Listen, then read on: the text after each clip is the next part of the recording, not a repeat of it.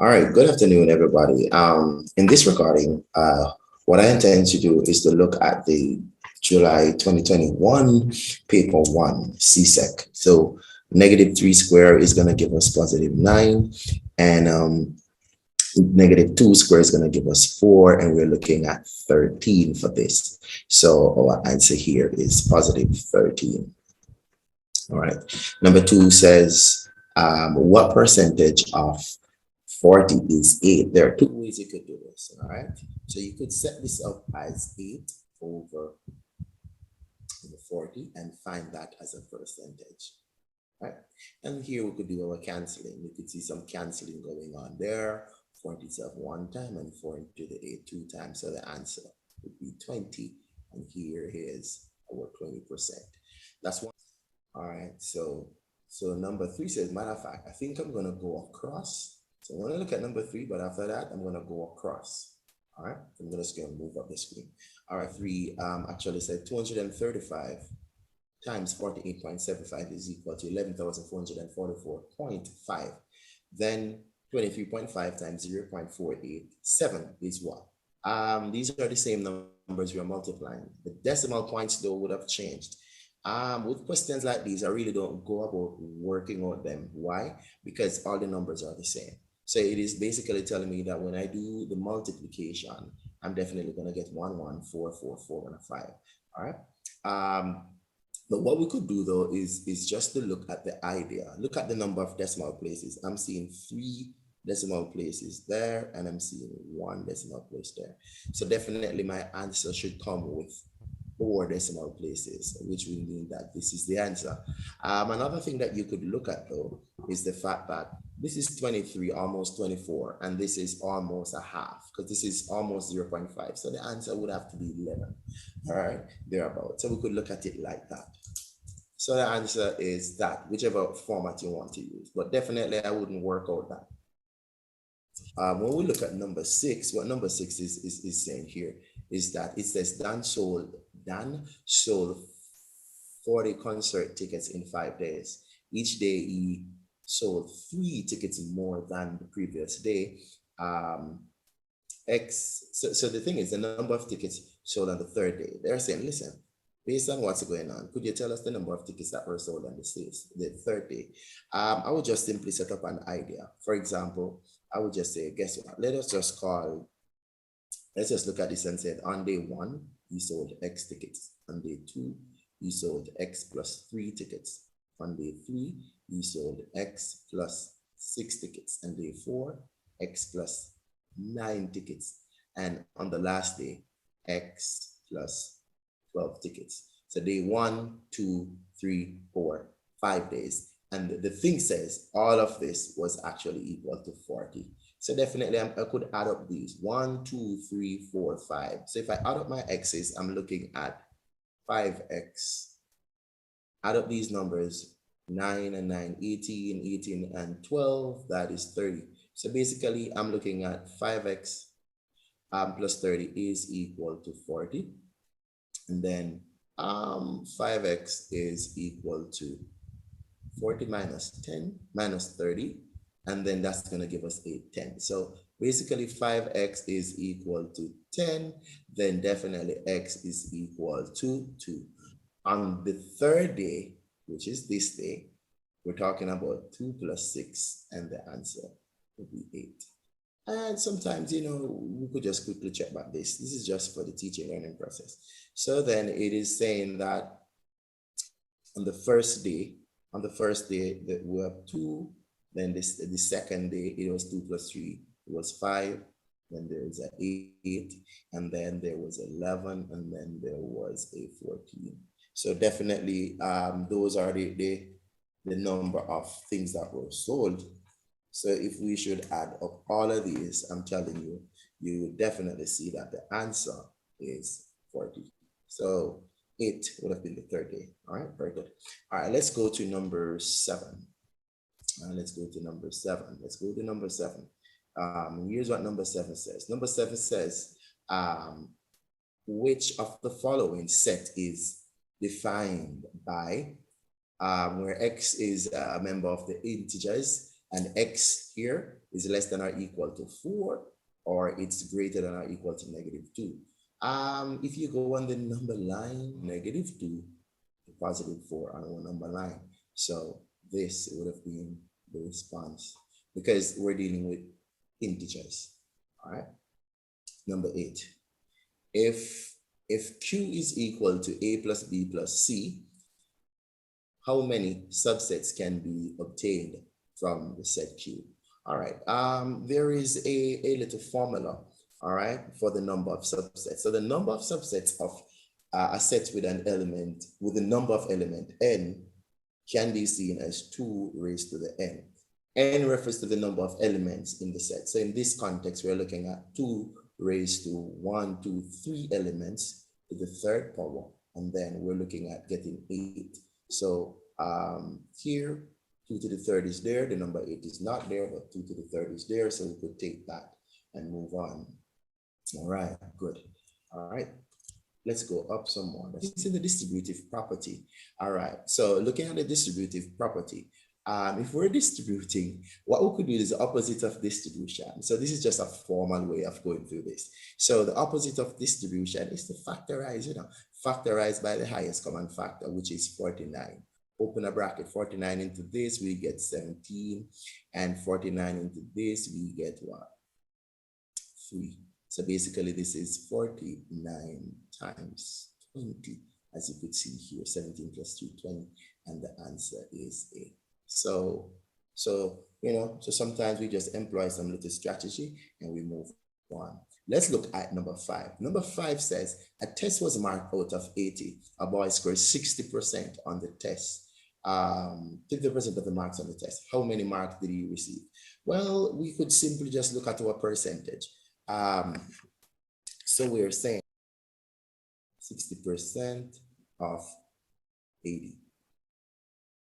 But what I'm saying is, this we could simply put our 60 over 100 times 80. If you want, then this cancel that, this 0 cancel that. So we're looking at 6848. Not too much of a problem here. So we could employ, we have the set of positive integers, all right? The set of positive integers is an example of one. Positive, the set of positive integers. An empty set? No, it's not an empty set. An infinite set? Definitely it is an infinite set. It's not a finite set because it does not stop an improper set. So I'll take it as a infinite set because it goes on forever. So it's not where it starts, it's where it's gonna end. It will never end. All right, let's move forward. So let us say that we're looking at number 10, and number 10, and then the number of elements in A, our members in A is 14, the number of elements in B is 15, and the intersection is 6. What is A union B? So this is the universal set, should say. I think I said something incorrect here. Universal set is all 25 right there, right? So the thing is though, if you have the number of elements in A union B, that value is equal to the number of elements in A plus the number of elements in B minus the number of elements in A intercept B. And this is how it goes. And you could switch out this for that. So basically, if we have all of these, that we were asked to find this, so we could just substitute. All right, so please remember this formula. So we're looking at 14 here plus 15, and we're going to subtract 6 from it. So we're looking at 29 minus 6, and this is going to land us 23. And here is our answer right there. So this formula, though, is a formula that we need to hold close to our hearts. All right. The Venn, item 11 refers to the Venn diagram. All right, so let's look at this Venn diagram. The question is, the shaded region represents, well, this one. What's a complement? A complement. So the answer is A. It's P complement. So a complement refers to everything outside of this set in question. So the complement is shaded here. You notice they didn't shade the B here, the P here. All right, they shade everything except set P, which means that shaded was the complement of P. Look, it says 12, we're talking about 12 students with cat. This is actually 14 with cat. So this is out. This is 12 with cat, I agree. But this is overall 28 with dogs. We heard that it's 16 with dogs. This is 18 with dogs, 14 with cat, neither. But this is perfect. We have some disjointed sets where we've seen 16 dogs, 12 cats, right? And then 2 neither, right? Definitely, this is the answer. So we have to be very careful when we're picking all these, right? For every US $1, they're going to take 10 cents. So obviously, this is going to be 100, so they're going to take $10. All right, at the end of the day, $10 will be gone. All right, because they're taking 10 cents and they're going to take it, 100 times. This is $260 you're talking. So when you change this 100 US at that rate, $2.60, we can simply just move our decimal point there. So we're talking about getting a 60. We're going to have to take out that $10.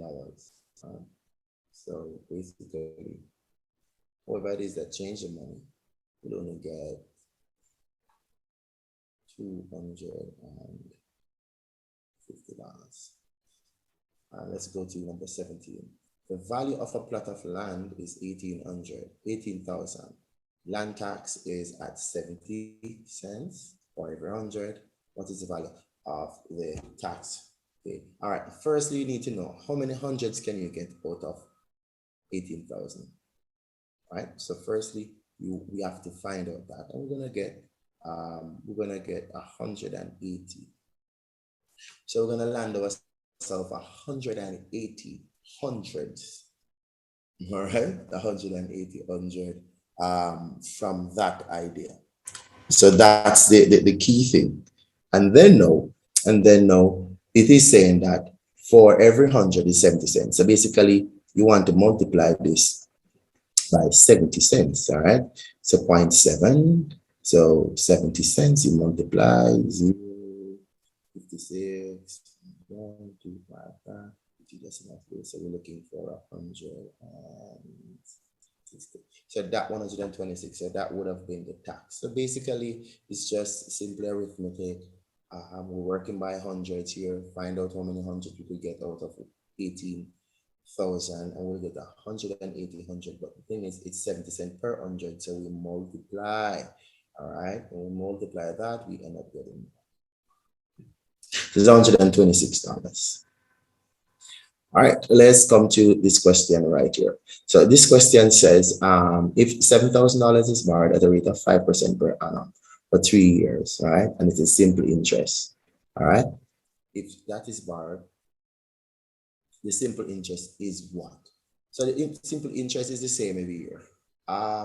So it's up to you. You can set up a formula, or you can just say, guess what? 5% of 7,000, and this is for year 1. We multiply that by 3 because it's going to be going for 3 years because the simple interest does not change. So it's up to you. So some people just do this. If you multiply this, you'll get 350 multiplied by 3, and we're seeing that this will become 1,050 that we're getting right here. Other than that, you could set up the simple interest formula. The simple interest formula says our principal times rate times time over 100. And in so doing, we're setting up 7,000 times 5 times 3 all over 100. This 2 zeros cancel there. So we're talking about 70 times 5 times 3, 70. So it's about 70 times 15, and it's going to still, so basically if you do it this way, you're multiplying 70 times 15, and you're going to still end up getting the same answer. So it's up to you, just flex. All right, let's go further.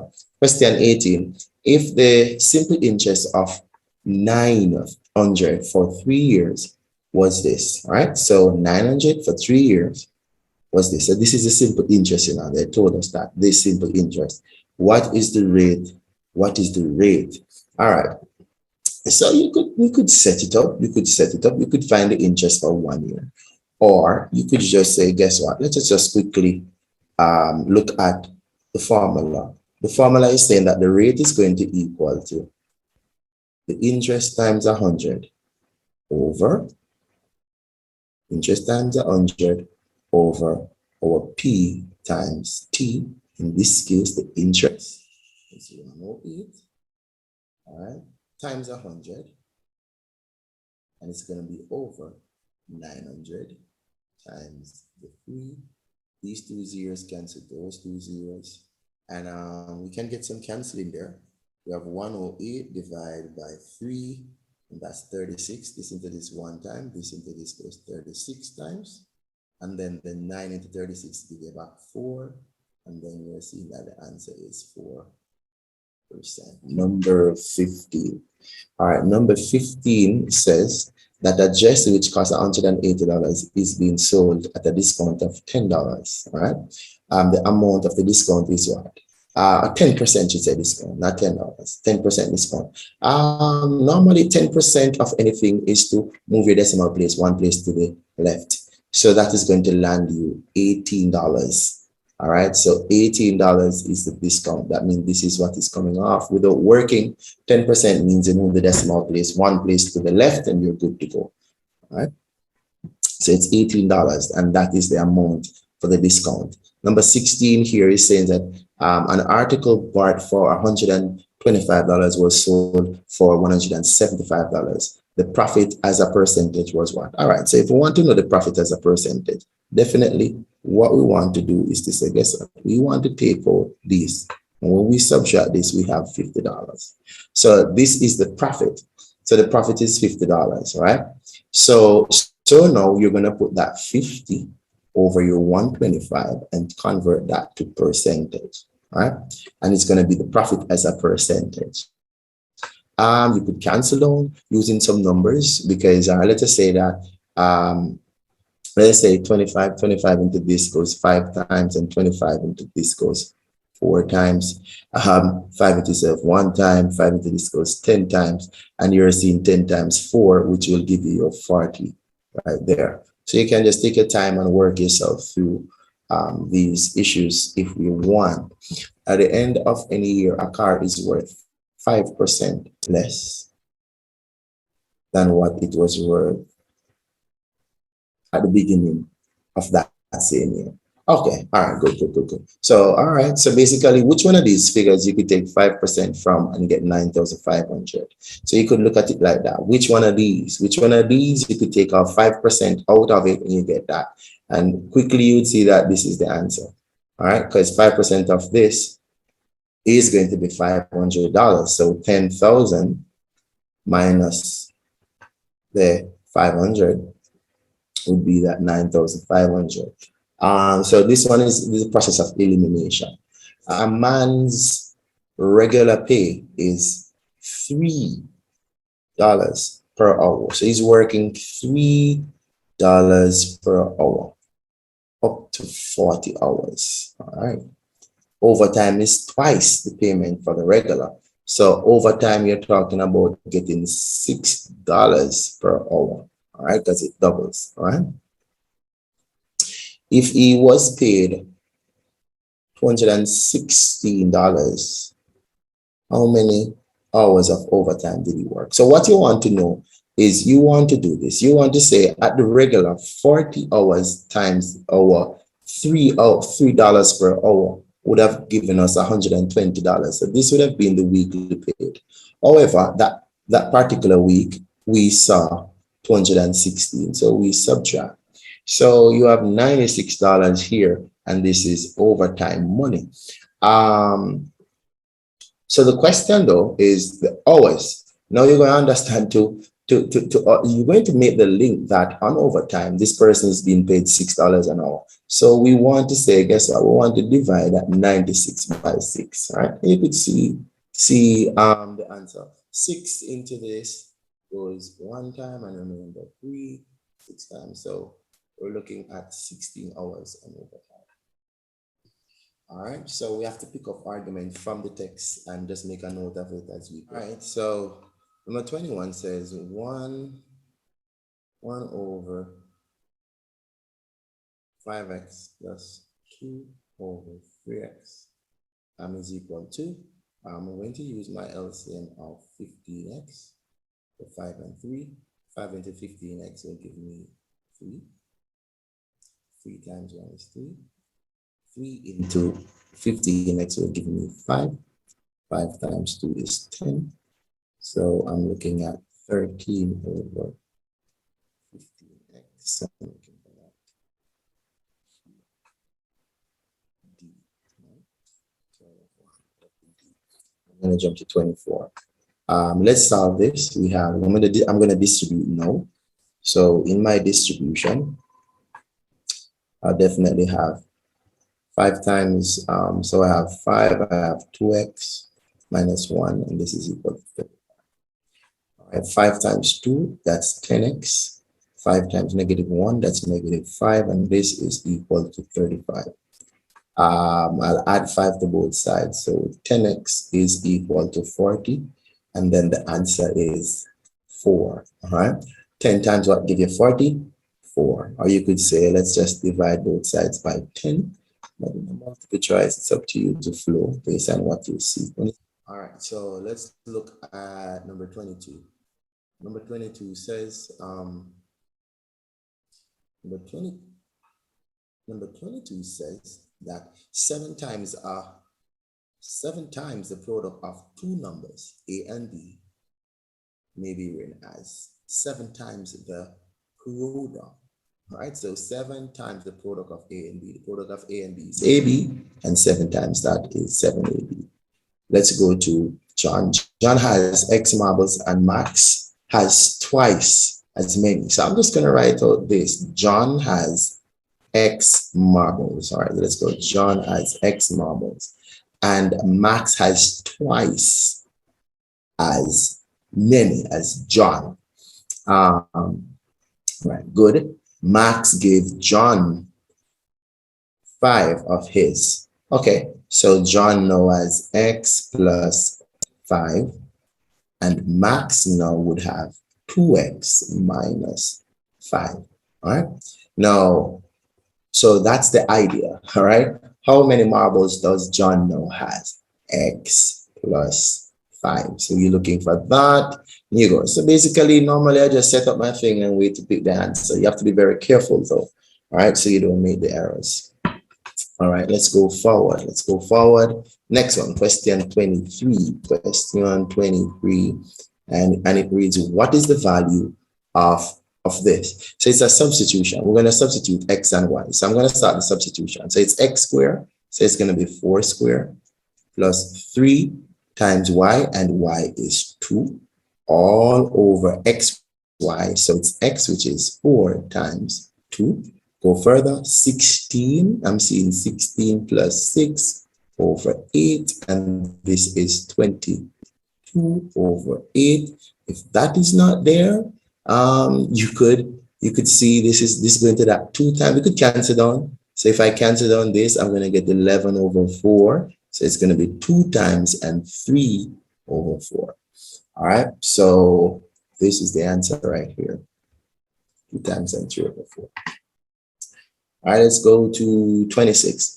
If A equals 3 and AB equals 6, what is this? All right, A is 3, A times B is 6. So we're saying if A times B is equal to 6, and we already know that A is 3, then definitely B is 2, right? Equal to 3. And B is equal to 2. So if they want A squared minus B squared, we're talking about 3 squared minus 2 squared. And this is 9 minus 4 and 5. So that's based on what they're given. Calculate then the order of the matrix. When you name it the order of the matrix, you name the number of rows by the number of columns. So I'm getting 3 rows by 4 columns. So we could have 3 by 4. So we're looking at that for the answer. Remember, rows are actually horizontally and columns are actually vertically. So you could count 1, 2, 3 rows, and then we have 1, 2, 3, 4 columns. So it's a 3 by 4 matrix. The determinant of the identity matrix. Think about it. Let me show you what the identity matrix is. The identity matrix is a 1, 0, 0. All right. So that's the identity matrix. So the determinant is the product of the major diagonal, which is this one. And you're going to subtract the product of this. All right, so definitely you could see that's 1 times 1 minus 0. So the determinant of the identity matrix is 1. All right, good. All right, let's go to 29. Remember, the P and Q are 3, 2, and -4, 1, respectively. Then P minus 2Q is 1. All right, so we could just simply work on this. Q, this is Q.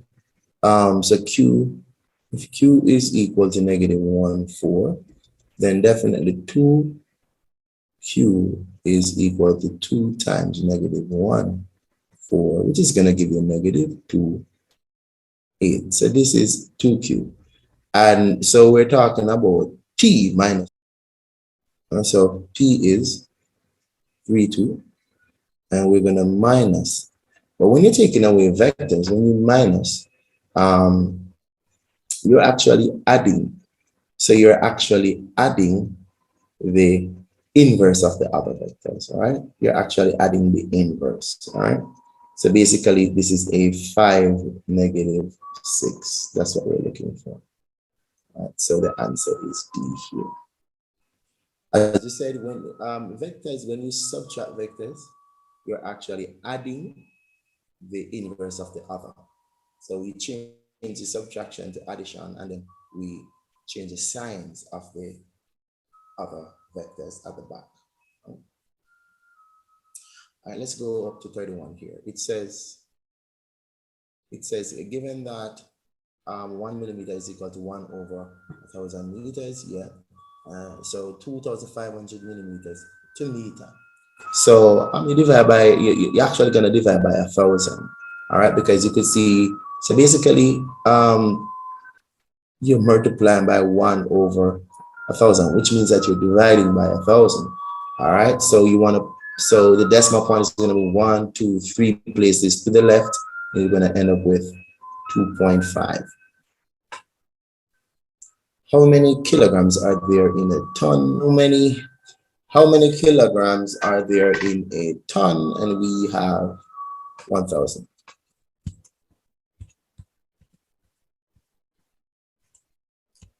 So this item refers to the following diagram, trapezium. So the question is asking us for this. The area of the trapezium PQR is, the formula for the trapezium is half the sum of the parallel sides times the height. And we're talking about the parallel sides, 8 plus 18 over 2. And we multiply this by the height, which is 5. So basically that is 26. This is 26 over 2, which is 13. And you multiply 13 by 5, you're looking at 65 square units, which is this. All right. Let's come to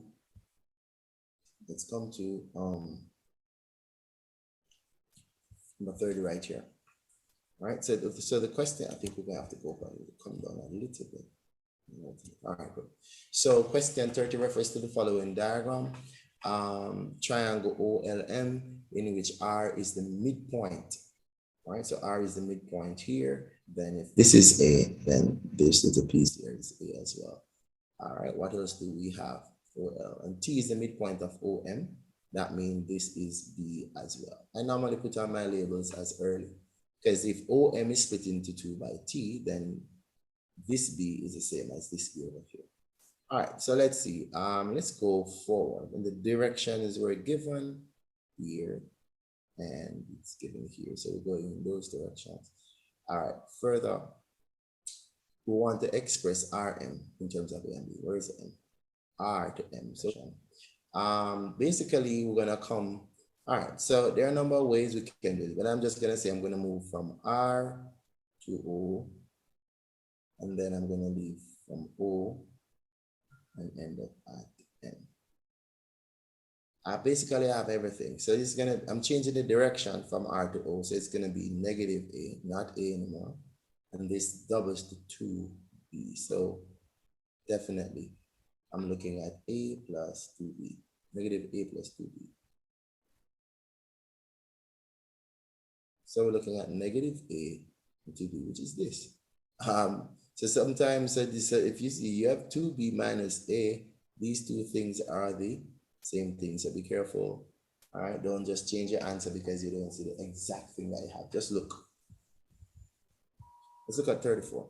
At a party, the number of guests were served 15 liters of champagne. In each guest had two glasses of champagne, and they have 150 in each. So each one of those guests that you're looking at would have 300 ml in, because we're seeing here that each guest has a glass that held 100 on that. Assume none spilled. How many guests were at the party? Each guest has 300. So we're going 15 liters, which is going to be 15,000 milliliters. We want to divide that by 300. All right, so anybody probably wondering, how did we move from the 15? This is liters, and it takes 1,000 milliliter to give you 1 liter. I want to work in a common unit, so I just switch it up, working with milliliters here. So I have to convert this to that unit. So now I could just simply cancel off 27 1, 3 to 15, 5, 0. So we're looking at there were 50 guests at that party.